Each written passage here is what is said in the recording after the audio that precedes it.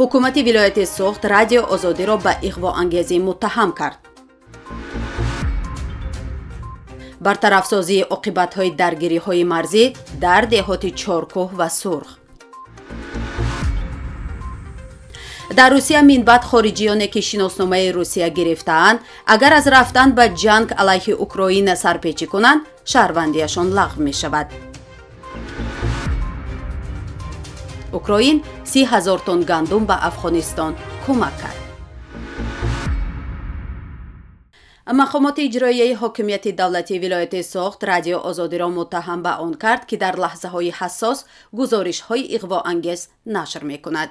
бо нашри як баёния мақомоти иҷроияи ҳокимияти давлатии вилояти суғд навиштааст, ки радио озодӣ дар бораи он ки раисҷумҳур Эмомалӣ Раҳмон ба оилаҳои дар натиҷаи ҳамлаи таҷовузкоронаи Қирғизистон осеб дида таъзия баён нанамуд ва беэътиноӣ зоҳир мекунад, мавриди баррасӣ қарор дода, онро дурӯғи маҳз ва таҳрифи рӯйрости асли воқеа арзёбӣ намуд. ин баёнияро агентии иттилооти Ховар бо истинод аз хадамоти матбуоти раиси вилояти суғд нашр кард. дар баёния гуфта мешавад, бо супориши махсуси пешвои миллат муҳтарам Эмомалӣ Раҳмон, худи ҳамон рӯз сарвазири мамлакат Қоҳир Расулзода, раиси вилояти суғд Раҷаббой Аҳмадзода, фармондеҳи қушунҳои сарҳадии Кумитаи давлатии амнияти миллии ҷумҳурии Тоҷикистон Раҷабалӣ Раҳмоналӣ, раисони шаҳру ноҳияҳо ба манзили шаҳидон рафта фотиҳа хондаву изҳори ҳамдардии амиқи президенти мамлакатро ба аҳли оила ва пайвандони онҳо расонидаанд. сокинон хуб медонанд, ки раҳбарияти олии мамлакат ҳамеша дар паҳлӯи мардум буда, ҳимояи амният ва дастгирии аҳолиро дар рӯзҳои сахт вазифаи ҷонии худ меҳисобад. мақомоти иҷроияи ҳокимияти давлатии вилояти суғд таъкид бар он кардааст, ки нашри чунин гузоришҳо иғвоангезӣ буда, дар лаҳзаҳои ҳассос ба манфиати кор нахоҳад буд. ин ҳам дар ҳолест, ки даҳҳо кишварҳои ҷаҳон бинобар кушта шудани даҳҳо шаҳрвандони Тоҷикистон изҳори ҳамдардӣ карданд, аммо то ба ҳол садои худи Эмомалӣ Раҳмон набаромадааст. ҳатто тавассути нашрия ва ё телевизионҳои давлатӣ Эмомалӣ Раҳмон ба пайвандони кушташудагон изҳори тасаллият накард. раиси вилояти суғд Раҷаббой Аҳмадзода ба ҷамоати деҳоти Чоркӯҳ ва ҷамоати деҳоти Сурхи шаҳрӣ Исфара рафта, аз манзилҳои истиқоматии сокинон, ки бар асари муноқишаҳои ахири марзӣ хароб гардиданд, боздид кардааст.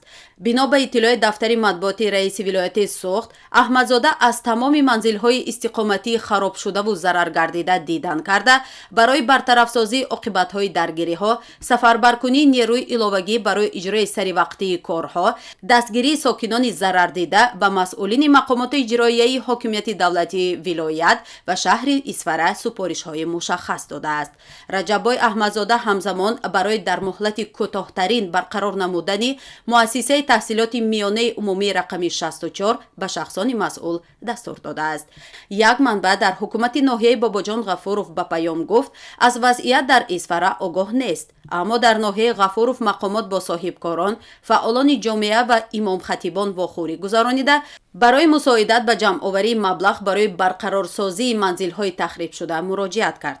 касоне ки изҳори омодагӣ ба кӯмак кардаанд зиёд ҳастанд. ин манбаи мо афзуд, ки шояд дар Исфара ҳам шароит чунин бошад. дар Русия минбаъд хориҷиёне ки шиносномаи Русия гирифтаанд, агар аз рафтан ба ҷанг алайҳи Украина сарпечӣ кунанд, шаҳрвандиашон лағв мешавад.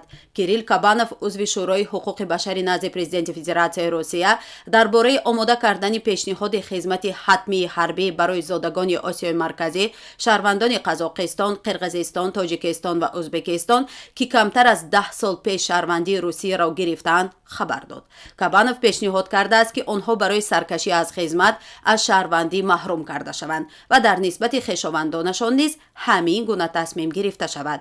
тавре нашрияи Коммерсант хабар медиҳад, дар ин пешниҳод гуфта мешавад, ки шаҳрвандони нави Русия бояд барои 1 сол хидмат кунанд. гуфта мешавад ки пешниҳод давоми як ҳафта омода шуда ба шӯрои амнияти федератсияи русия, думаи давлатӣ ва ҳамчунин раҳбарияти дастгоҳи президент фиристода мешавад. дар ҳамин ҳол сафорати тоҷикистону қирғизистон дар федератсияи русия ва ҳамчунин додситони кулли ӯзбекистон ҳамватанони худро ҳушдор доданд ки дар амалиёти ҷангӣ дар қаламрави кишварҳои хориҷӣ ширкат накунанд. зимнан зикр гардид ки барои чунин амалҳо ҷазои ҷиноӣ пешбинӣ шудааст. қаблан додситони кулли қазоқистон низ ҳамин гуна изҳорот пахш карда буд. вазири умури хориҷаи амрико аз кӯмаки 30,000 тонн гандуми украин ба афғонистон хабар дод. энтони блинкен, вазири умури хориҷаи иёлоти муттаҳидаи амрико, дар твиттер эълон кард ки украин новобаста аз ранҷи худ бинобар таҳоҷуми ваҳшиёнаи русия 30,000 тонн гандум аз тариқи барномаи ҷаҳонии ғизо барои коҳиши буҳрони инсонии афғонистон ва 50,000 тонн ғаллаи дигар барои эфиопия ва сомалӣ кӯмак кардааст. дар ҳамин ҳол созмони кишоварзии милали муттаҳид дар гузорише эълон кард ки пас аз моҳи ноябри соли ҷорӣ эҳтимол дорад ки ноамнии ғизоӣ ва маргумири густурдаи ношӣ аз гуруснагӣ ва сардии ҳаво дар афғонистон афзоиш ёбад. бар асоси омори созмонҳои имдодрасон беш аз 20 миллион нафар дар афғонистон бо гуруснагӣ мувоҷеҳанд ки бояд кӯмакҳои бештаре барои онон расонида шавад.